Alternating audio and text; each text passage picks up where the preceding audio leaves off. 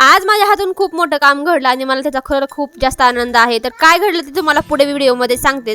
त्याआधी सकाळ सकाळ ना अंथरूण वगैरे काढून घेतले आणि ब्लँकेटच्या घड्या घातल्या। पटकीन म्हटलं बेड वगैरे साफ करून घेते, म्हणजे हे रूम साफ करायची पुन्हा टेन्शन नाही, कारण स्वयंपाकाची भरपूर कामं राहतात।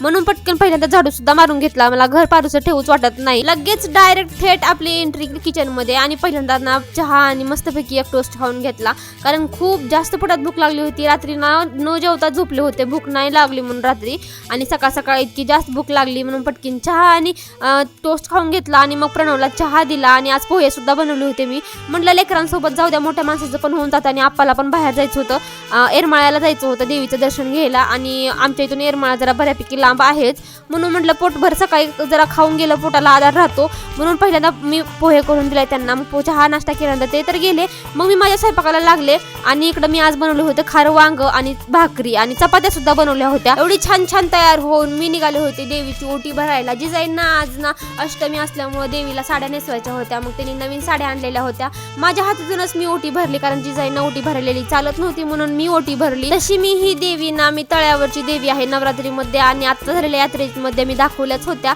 लगेचच महादेवाचं मंदिर मध्ये गेलो, दर्शन घेतलं, आणि असलं ऊन पडलं होतं, तसल्या उन्हात बिना चप्पलचीच फिरले, एवढी जास्त गरम झालं होतं। मग घरी आलं, पटकीन पाणी पिला आणि आराम केला थोडासा। नंतर संध्याकाळची कामं चालू झाली, लगेच झाड लोट करून घेतली, फरशा पुसून घेतल्या, आणि आईंचं आणि सगळ्यांचं चालू होतं इथं चिक घ्यायचं, तर इकडं चिकाचं चालू होतं आणि आई इकडे चिक पिळत होत्या। तर असा होता माझा आजचा